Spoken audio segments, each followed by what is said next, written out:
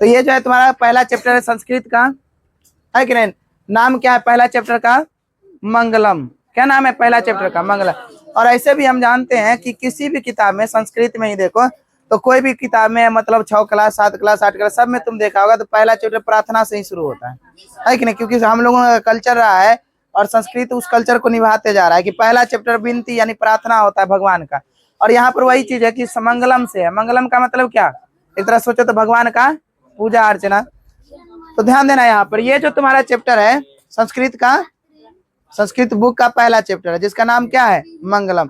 और मंगलम पाठ में टोटल कितने श्लोक हैं? तो पूछेगा क्वेश्चन कि मंगलम पाठ में कितने मंत्र है, तो याद रखना मंगलम पाठ में कितने, कै गो मंत्र देख रहा है? 5। और ये पांचों मंत्र जो है उपनिषद से संकलित है। कहाँ से संकलित है? उपनिषद से। और सब अलग अलग उपनिषद से संकलित है। क्वेश्चन पूछेगा कि मंगलम पाठ कहाँ से संकलित है, तो क्या बताएगा? कहाँ से संकलित है? उपनिषद से संकलित है।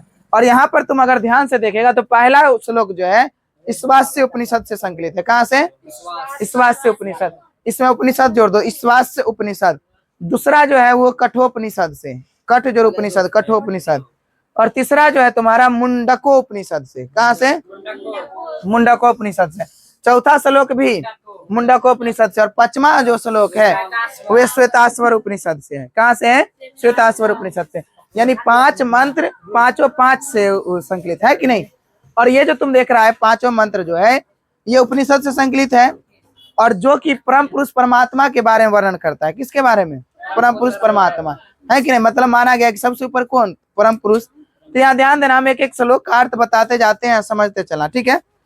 तो पहला श्लोक क्या है? ये जो श्लोक है तुम्हारा, श्लोक देखो किताब में श्लोक कुछ और लिखा हुआ है और हम इसका अन्वय लिखे हैं। अन्वय मतलब देखो कि किताब में चूंकि लय में पढ़ना होता है इस कारण से उसको जो है शब्द को इधर उधर दिया जाता है। और संस्कृत में छूट है, हम कोई भी पद को उठा करके इधर से उधर रख सकते हैं। जैसे मान लिया जाए वह लड़का है, स बालक अस्ति है ना, तो हम लिख सकते हैं बालक स अस्ति या अस्ति बालक स, तो किसी तरह लिख सकते हैं। तो संस्कृत में गलत नहीं होता है, होता है गलत, मतलब किसी अरेंजमेंट में लिख सकते हैं।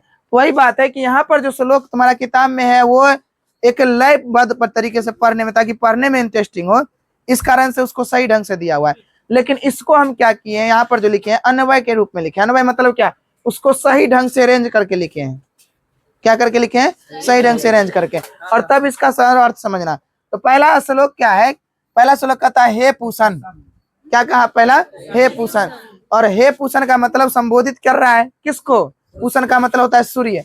तो सूर्य भगवान को कह रहा है कि हे पूषण, मतलब हे सूर्य, है कि नहीं। हे सूर्य, सत्यस्य मुखम, यानी सत्य। अब तुम सोचो यहाँ सत्यस्य मुखम मतलब क्या? स्य लगा रहा था, इसका मतलब क्या? चतुर्थी विभक्ति, सॉरी षष्ठी विभक्ति, है कि नहीं। सही बात है कि क्या सत्य से स्य लगा यानी षष्ठी विभक्ति। तो हे पूषण यानी हे सूर्य, है कि नहीं। सत्य का मुख, सत्य का मुख हो गया ना कि नहीं। सत्य का मुख। हिरणमयन पात्रेन, मतलब हिरणमयन मतलब होता है सोने रूपी। हिरण मतलब हिरणमयन, देखो बालकेन जैसे होता है बालक से, तो उसी तरह से यहाँ क्या हो गया? हिरणमयन मतलब हिरणमयन मतलब क्या? सोने रूपी। पात्रेन मतलब पात्र से, जैसे बालकेन मतलब क्या होता है? बालक से, तृतीया विभक्ति। तो यहाँ भी तृतीया विभक्ति लगा, तो क्या हो गया बताओ? पात्र से। अपहितम मतलब ढका हुआ, और वर्तते मतलब है। तो मतलब पहला श्लोक का मतलब क्या हो गया बताओ? कि हे पूषण, हे आदित्य, हे भगवान, हे सूर्य, सत्य का जो मुख है हिरणमयन पात्रेन से, यानी सत्य का जो मुख है सोने रूपी। किससे? हिरणमयन मतलब क्या? सोने रूपी। पात्रेन मतलब क्या? पात्र से यानी बर्तन से। अपहितम मतलब ढका हुआ है। क्या है? सोने रूपी पात्र से ढका हुआ है। तो ये समझ गया पहला श्लोक का पहला पंक्ति का। दूसरा कहता है तत्, मतलब उसको। सत्य धर्माय, याद करो यहाँ बालकाय, बालक के लिए होता था ना चतुर्थी व्यक्ति, तो चतुर्थी क्यों को के लिए होगा कि नहीं। तत् मतलब उसको। सत्य धर्मा यानी सत्य धर्म के लिए, सत्य धर्म के लिए। मह्यम मतलब मुझको। दृष्टि मतलब देखने के लिए, यानी सत्य धर्म को देखने के लिए आप क्या कीजिए? अपाविर्णु, उसे हटा दें। अपाविर्णु मतलब उसे हटा दें। तो क्या पहला श्लोक का मतलब समझ में आया? कितना स्पष्ट है। यहाँ देखो क्या है? हे पूषण मतलब हे सूर्य, सत्यस्य मुखम यानी सत्य का मुख, हिरणमयन पात्रेन तृतीया विभक्ति, हिरणमयन पात्रेन यानी सोने रूपी आवरण से, अपहितम मतलब ढका हुआ है, तत् सत्य धर्माय दृष्टि मतलब सत्य धर्म के दर्शन के लिए, तत् अपाविन मतलब उसे हटा दे। तो पहला श्लोक का अर्थ हो गया, कितना सिंपल है। तो क्या बोलेंगे कि हे सूर्य, तो बताओ क्या लिखेंगे पहला श्लोक का अर्थ। हे सूर्य क्या होगा, सत्य का मुख। किसका मुख, सत्य का मुख। किससे, सत्य का मुख किससे, सोने रूपी आवरण से। और सोने रूपी आवरण को तुम डायरेक्ट यहाँ लिख सकता है हिरणमय पात्र से, यानी हिरणमय पात्र से, है कि नहीं। हिरणमय पात्र को ही सोने रूपी आवरण कहते हैं। तो सोने रूपी आवरण कहो या नहीं, तो क्या आवरण या पात्र कहेंगे ना, या बर्तन। आवरण या पात्र या बर्तन से क्या है बताओ, आवरण से क्या है, तो ढका है। क्या है, ढका है। और दूसरा लाइन में क्या कहता है कि तत् सत धर्माय दर्शन दृष्टि, मतलब उस सत धर्म के दर्शन के लिए। किसके लिए, तो उस, ध्यान देना, उस सत्य धर्म के दर्शन के लिए। किसके लिए, तो उस सत्य धर्म के, उस सत्य धर्म के दर्शन के लिए क्या कीजिए, के लिए उसे हटा दें। तो क्या पहला श्लोक का अर्थ पता चला। और ये किस श्लोक से लिया गया है, ये किससे, तो ईश्वास्य उपनिषद से लिया गया है। कहाँ से लिया गया, तो क्या पहला श्लोक में कोई दिक्कत, तो क्या बोला गया, हे पूषण यानी सत्य का मुख सोने रूपी आवरण से ढका है। हे सूर्य सत्य का मुख सोने रूपी आवरण से ढका है। और सत्य धर्म के देखने के लिए, सत्य धर्म का दर्शन के लिए आप उस मुख को, सत्य धर्म के दर्शन के लिए उसे आप हटा दीजिए। और क्वेश्चन यही पूछता है कि बताइए सोने रूपी मतलब सोने रूपी आवरण से क्या ढका है, सत्य का मुख ढका है। क्या कहेगा, सत्य का मुख किससे ढका है, सोने रूपी आवरण से। ये क्वेश्चन पूछा हुआ है, तुम देखना जाके। कहेगा कि अब बताइए सत्य धर्म के दर्शन के लिए किसको हटाना है, किसको हटाना है। तो अगर ऑप्शन में हिरणमय पात्रेन रहेगा तो हिरणमय पात्रेन लिखेगा, यानी हिरणमय पात्रेन को हटा दे, यानी सोने रूपी आवरण को हटा दीजिए। क्या पहला श्लोक में कोई दिक्कत, समझ में आया कि नहीं। चलो अब दूसरा श्लोक देखो। कहता है जंतु मतलब जंतु के, जंतु मतलब जंतु के, गुहायाम यानी गुफा में, यानी किस गुफा में, तो यानी हृदय रूपी गुफा में। किस गुफा में, तो हृदय रूपी गुफा में, यानी जंतु के हृदय रूपी गुफा में निहित मतलब निहित है क्या, तो यह आत्मा, यह आत्मा। मतलब क्या कहा कि जंतु के हृदय रूपी गुफा में, मतलब आत्मा कहाँ है, तो हृदय रूपी गुफा में ना। तुम सोचो कि आत्मा कितना छोटा चीज है, कि अगर आत्मा शरीर से निकल जाता है, मतलब जो मान लिया जाए, तुम देखा होगा कि अपना लोग का जो सांस्कृतिक यानी अपना लोग का जो धर्म है, या खास करके हिंदू धर्म, वो क्या मानता है कि हमारे शरीर में आत्मा नामक चीज का वास होता है। किसका वास होता है, और ये खाली आत्मा के हट जाने से, किसके हट जाने से, आत्मा के हट जाने से शरीर का देखो न 1% वेट घटता है, फिर भी आदमी का कोई काम नहीं होता, शरीर का कोई काम रह जाता है।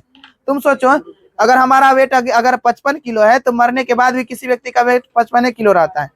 कोई वजन में नहीं, कोई तरह का दिक्कत नहीं होता है, न वजन घटता है, न कोई शरीर का अंग घटता है। लेकिन सोचो कि क्या ऐसा निकल जाता है कि शरीर का मतलब पूरा शरीर मतलब नतमस्तक हो जाता है, कोई काम का नहीं रह जाता है। तो कहाँ कुछ नहीं घटता है कि नहीं, वो सब तो बाहरी परिवेश, वो सब अलग चीज है। तो क्या बताया कि शरीर का, सोचो कि एक छोटा सा चीज जो एक हिंदू धर्म मानता है, आत्मा, आत्मा एक छोटा सा सूक्ष्म से सूक्ष्म है, और उसके निकल जाने मात्र से मनुष्य मतलब जो है बेकार हो जाता है कि नहीं। क्या कोई काम करा जाता है, उसका शरीर मतलब जो है नाश्वर हो जाता है, मतलब हो जाए खत्म हो जाता है कि नहीं। तो वही कहता है, बात नहीं। तो क्या कहा, जंतु के गुफा में, किस गुफा में, तो हृदय रूपी गुफा में क्या निहित है, क्या निहित है, अयम मतलब यह आत्मा, अयम मतलब यह आत्मा, अनो अन्यान, अनो अन्यान मतलब सूक्ष्म से सूक्ष्म, अनो का मतलब क्या, अनु से भी सूक्ष्म। अब देखो सबसे छोटा चीज होता है अनु, सबसे छोटा चीज क्या होता है, अनु। तो कहता है ये जो आत्मा है ये अनु से भी सूक्ष्म है, क्या है, अनु से भी सूक्ष्म है, और महतम अज्ञान और महान से भी महत्तर है। यानी इसका अगर गुणगान देखो तो ये आत्मा ही है जो हमको जो है हमारे शरीर को, सोचो कि लास्ट तक बचाए रखता है। आत्मा है तब शरीर है, नहीं तो कुछ नहीं। तो यानी ये जो है कितना छोटा चीज है, अनु से भी सूक्ष्म है, यानी दिखाई भी नहीं पड़ता है। अनु जो कि हमको नहीं दिखाई देता है, उससे भी छोटा चीज कौन है, आत्मा। और उसके निकल जाने से शरीर मतलब जो है पूरा खत्म हो जाता है। तो वही कहता है जो आत्मा है वो अनु से भी अनयान है, अनु से भी अनयान मतलब अनु से भी छोटा है, अनु से भी क्या है, छोटा है। और महतम अज्ञान मतलब महान से भी क्या है, तो महत्तर है। च वर्तते मतलब महत्तर है, अक्रतु, अक्रतु धातु प्रसादात आत्मन तत् महिमान पश्यति। अक्रतु धातु प्रसादात मतलब वे व्यक्ति जो मान लिया जाए कि घर त्याग को त्याग दिया, जो मतलब कि ऋषि मुनि बन चुके हैं, वो क्या करता है, इसी आत्मा को पाने के लिए, इसी आत्मा की महिमा को समझने के लिए क्या हो जाते हैं, तो स्मित शोक यानी शोक रहित हो जाते हैं, है कि नहीं। तुम देखा होगा कि इसी आत्मा का रहस्य जानने के लिए ऋषि मुनि सब क्या करता है, सब कुछ त्याग देता है ना, और वो अपना आत्मा को सोचता है कि हम परमात्मा में विलीन हो जाए, यानी भगवान को, है कि नहीं, भगवान को मतलब जो है अपना आत्मा को किससे मिलाना चाहता है, परमात्मा से। और सबका श्लोक वही रहता है, तुम देखा कि मतलब जो है सब चीज छोड़ करके भगवान का तपस्या कीजिए, तभी हमारा आत्मा को जो है शांति मिलेगा, सुखी मिलेगा। तो वही कहता है कि ये जो हमारा आत्मा है वो हृदय रूपी गुफा में है, जो क्या है, सूक्ष्म से भी सूक्ष्म है और महान से भी महान है। और क्या कहता है, धातु प्रसाद आते नहीं, ऐसे पुरुष जो इसको पाना चाहते हैं वो शोक रहित होकर के इसी का बस, शोक रहित होकर के बस इसी को पाना चाहते हैं, और उसको और कुछ जगत में नहीं चाहिए। तो बताइए इस श्लोक का अर्थ क्या हो गया, तो क्या लिखेंगे इसका, अगर अर्थ लिखेगा तो क्या लिखेगा कि जंतु के किस में, तो जंतु के हृदय रूपी गुफा में, जंतु के, ध्यान देना, जंतु के हृदय रूपी गुफा में, है कि नहीं, जंतु के हृदय रूपी गुफा में क्या निहित है, आत्मा, आत्मा निहित है। क्या निहित, क्या कहा, जंतु के हृदय रूपी गुफा में आत्मा निहित है, जो क्या है, महा, जो सुना ध्यान, जो महान से मही महत्तर है, महत्तर मतलब क्या, महान से भी बड़ा, महान से महत्तर है। और कौन, तो धातु प्रसादात पुरुष, यानी ऐसे पुरुष जो आत्मा का, ऐसे पुरुष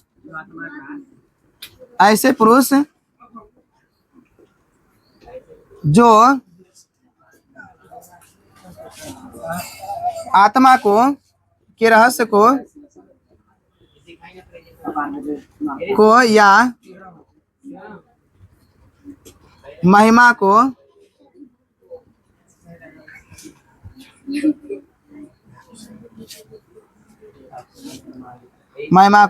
ऐसे पुरुष जो क्या है, तो जो संत टाइप का है, जो संत है कि नहीं, जो धातु यानी भगवान का है कि नहीं, जो संत है वो क्या करना चाहते हैं, तो वह आत्मा के रहस्य को,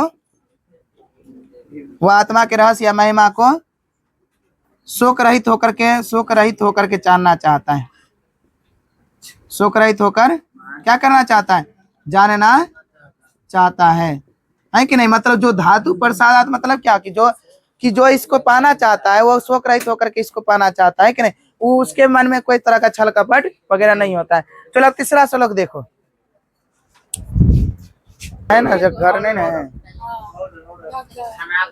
चलो अगला देखो क्या कहता है, अगला देखो तीसरा श्लोक, सत्येन, तीसरा विभक्ति है कि नहीं, सत्य से एव का मतलब ही, सत्येन मतलब सत्य से, एव का मतलब ही, देवयाना मतलब देवलोक का, देवयाना मतलब देवलोक का, पंथा मतलब रास्ता, वितता या वर्तते है कि नहीं, मतलब सत्य के द्वारा ही देवलोक का रास्ता जो है वितता यानी विस्तार होता है, वितता मतलब विस्तार होता है। येन ही मतलब जिसे ही, आप्त कामा ऋषि यानी ऐसे ऋषि पाना चाहते हैं, मतलब जो ऋषिगण है इसी सत्य को पाना चाहते हैं, तत्सत्य वह सत्य को पाना चाहते हैं, आक्रमण मतलब सत्य को पाना चाहते हैं।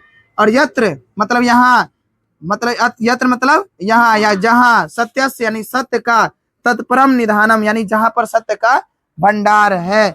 मतलब क्या कहा कि सत्य के द्वारा ही, किसके द्वारा ही, सत्य के द्वारा ही देवलोक का रास्ता जो है वो उसका विस्तार होता है, और इसी के द्वारा ही या इसी को जो है ऋषिगण, जो ऋषिगण है वो इसी को द्वारा यानी इसी को पाना चाहता है, और वो सत्य के भंडार के पास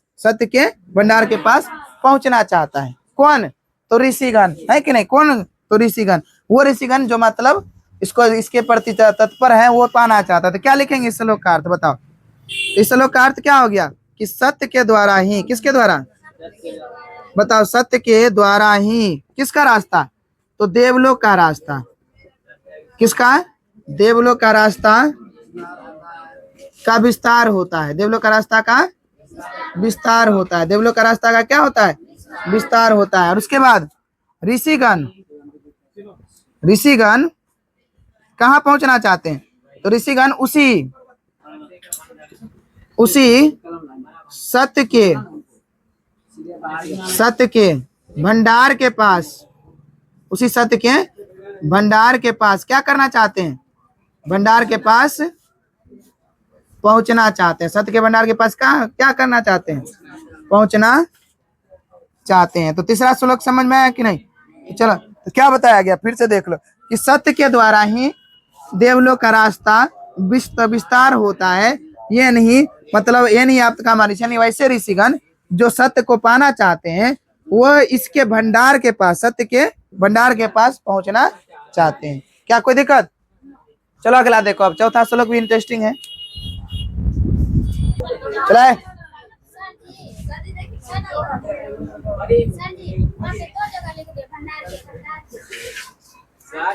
देखो हटा दो ना।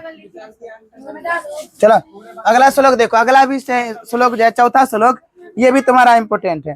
चौथा श्लोक में देखना, ध्यान से देख लो, फिर उसके बाद लिख लेना। जब हम लिखेंगे तो लिखना। क्या करा है चौथा श्लोक में? देखो अब पहला दूसरा तीसरा समझ में आया।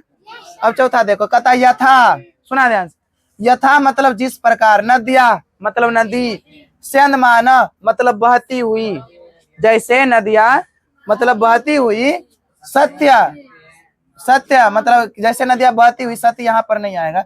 नाम रूपे विहाय मतलब जैसे नदी जो है बहती हुई, यानी धीरे धीरे बहती हुई, स्यंदमाना धीरे धीरे बहती हुई, नाम रूपे विहाय मतलब अपना नाम रूप को छोड़कर, नाम रूपे विहाय मतलब क्या?